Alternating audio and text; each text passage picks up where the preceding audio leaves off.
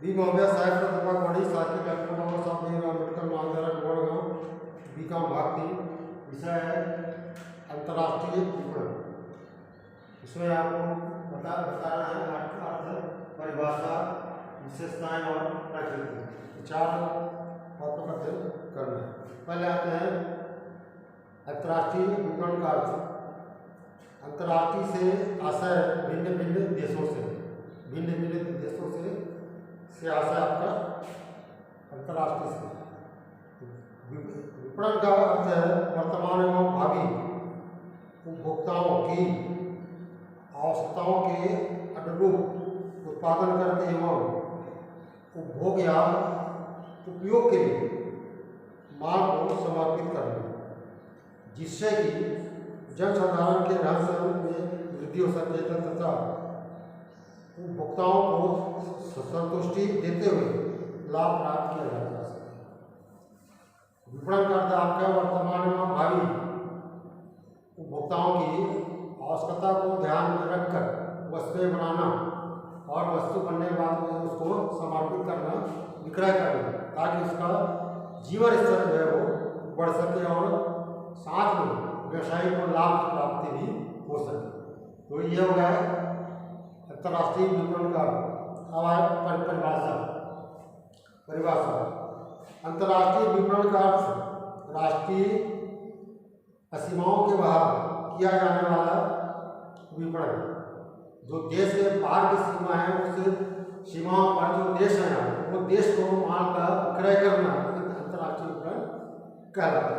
परिभाषा विशेषताएं। पहला अंतर्राष्ट्रीय सीमाओं के बाहर किए जाने वाला विपणन। राष्ट्रीय सीमाओं के बाहर किए जाने वाले विपणन, इसमें वस्तुओं और सेवाओं या विचारों का, वस्तु सेवा या विचारों का देश की सीमा से बाहर किया जाना, अर्थात या तो वस्तुएं सेवाएं देश में बनाकर देश के बाहर भेजा जाएगा, आपका निर्यात किया जाएगा, या फिर उन्हें देश के बाहर ही बनाया वहाँ बेचा जा सकता है। इसमें 2 विकल्प दिए। इसमें वस्तु सेवाओं और विचारों का विपणन एक देश की सीमा से बाहर किया जाता है, या वस्तु सेवा देश में बनाया जाता है, या देश के बाहर ये वस्तुएं जो वो बनाई जाती है और विदेशों को जो है वस्तुएं जो है वो बेची जाए। दूसरा आपका बहुराष्ट्रीय प्रक्रिया। अंतर्राष्ट्रीय व्यापार में आपका निर्यात है एक देश से अधिक देशों में किया जाता है। वस्तु का आपका जो वस्तु बना भेजते हैं आप केवल एक देश में नहीं भेजना है, एक देश से ज़्यादा देश में वस्तुएं भेजना है। एक देश में अपना वस्तुएं यदि भेजते हैं आपका, तो ये इसमें परिभाषा के तहत ये नहीं आता। नंबर 3 वस्तु या सेवाओं का विचार। वस्तुओं या सेवाओं का विचार विदेशियों की आवश्यकता एवं या अपेक्षाओं के अनुरूप होनी चाहिए।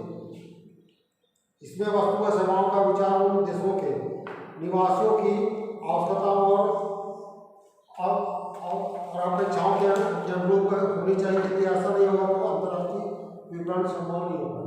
देश के बाहर की जनता जैसी वस्तु चाह रही है वैसी वस्तु बनाना है और उसको आपका वस्तु के बाहर जो है भेजना है, और ऐसा नहीं होगा तो आपका वस्तु जो है आपका अंतर्राष्ट्रीय बाजार में विक्रय जो है वो नहीं कर सकता। नंबर 4 घरेलू विपणन की सभी कार्य इसमें सम्मिलित होते हैं। घरेलू विपणन देश के बाहर देश के भीतर विपणन के लिए जो कार्य संपादित किए जाते हैं वही कार्य आपको विदेशों में माल भेजने के लिए किया जाना चाहिए। जैसे वस्तु का मूल्य निश्चित करना, संवर्धन प्रक्रिया करना, वितरण की व्यवस्था करना। ये 3 बातें हैं आपको, मूल्य निश्चित करना, संवर्धन करना, माध्यम, और तीसरा आपका है वितरण की व्यवस्था करना। वस्तु का वितरण जो है 3 माध्यमों से किया जाता है। ये सभी कार्य अंतर्राष्ट्रीय विपणन में भी करने पड़ेंगे। तो देश में माल बेचने के लिए जो कार्य करना पड़ता है, विदेशों में माल में बेचने के लिए सेम वही कार्य आपको संपादित करना है। नंबर 5 आपका विपणन का एक भाग।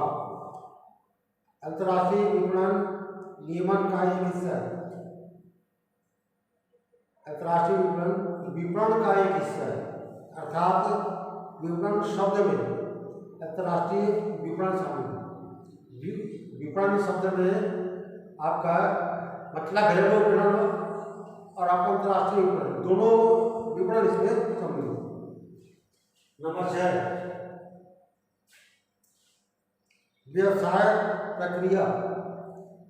अंतर्राष्ट्रीय विपणन व्यावसायिक प्रक्रिया का एक अंग है, अर्थात यह व्यवसाय का एक भाग है जिस पर व्यावसायिक प्रक्रिया में वस्तुओं और सेवाओं का क्रय विक्रय किया जाता है। इस प्रकार अंतर्राष्ट्रीय विपणन में क्रय विक्रय होता है।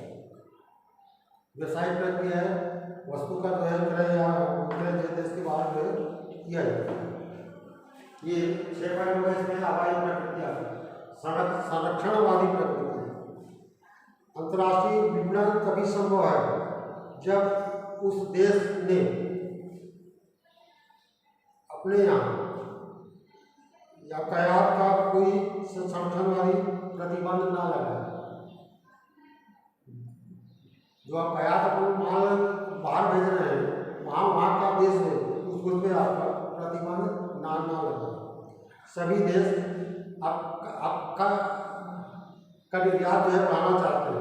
सभी देश चाहते हैं कि देश का बना हुआ माल है विदेशों को जाए, सब देश चाहते हैं। लेकिन आपका जो देश में आने वाला माल है उस पर प्रतिबंध लगाना चाहते हैं, जिससे कि विदेशी मुद्रा जो है बचत हो सके और जो अपने हाथ का उद्योग है, आपको माल बाहर बेचते हैं, वो संपन्न हो सके, ज़्यादा से ज़्यादा लाभ की प्राप्ति करना। दूसरा आपका साख अभिमुखी। इसमें विपणन साख पर ही होता है, मतलब माल नगद में उधार में बेचा जाता है। और अधिकांश देश जो आप आयात करते हैं वे विकसित या विकासशील देश हैं,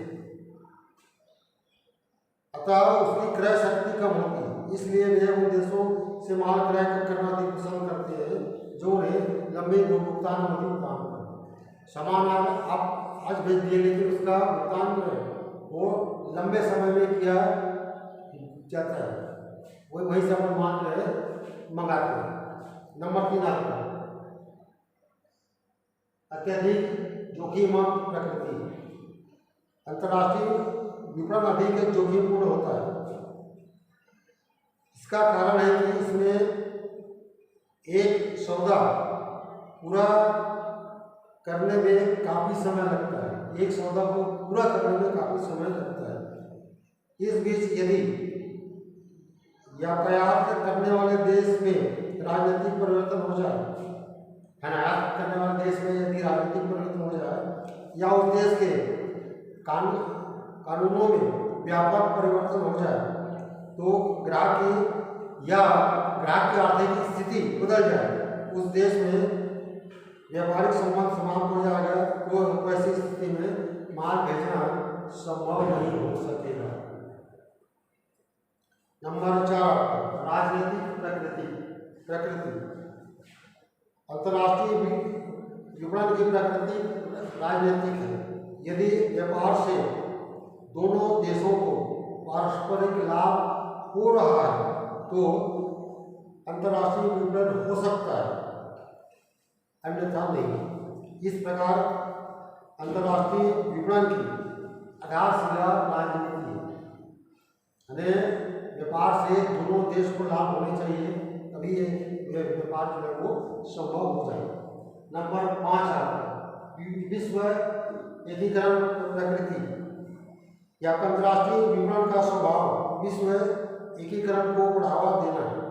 जब अंतर्राष्ट्रीय विपणन होने लगता है या फिर देश में विश्व विपणन की ओर बढ़ जाता है, अर्थात उस देश में ही वो वस्तुओं का बनाना प्रारंभ कर दिया जाता है। कई देशों को माल में बेचा जाता है, और नंबर 6 आपका प्रभुतापूर्ण प्रकृति। इसमें 3 स्तरों पर प्रतियोगिता का सामना करना पड़ता है। पहले अपने देश के अन्य निर्यातकों से, सबसे पहले अपने देश के अन्य निर्यातकों से प्रतिस्पर्धा करनी पड़ती है। दूसरे उन देशों के अन्य निर्यातकों से, उस देश के अन्य दूसरे देश के अन्य निर्यातकों से, और अन्य निर्यातकों के सामना करना पड़ सकता है। ये बहुत प्रतिस्पर्धा पूर्ण। नंबर 7 आता है प्रभुतापूर्ण प्रकृति। विश्व के लगभग 3/4 विपणन पर विकसित देशों का प्रभुत्व होता है। विश्व का जो है ना लगभग 3/4 विपणन जो आपका विकसित देश के द्वारा ही किया जाता है।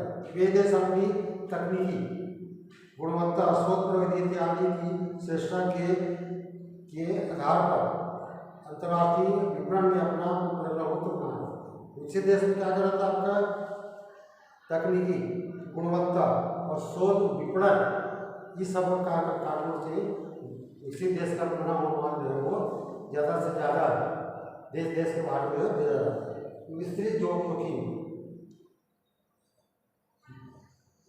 आपका देश में राजनीतिक, आर्थिक एवं वैधानिक परिवर्तनों के प्रभाव के कारण जोखिम अधिक होती है। इसके साथ ही विपणन में अनुबंध करने और उसके निष्पादन के समय में अंतराल के कारण जोखिम बढ़ जाती है। धन्यवाद।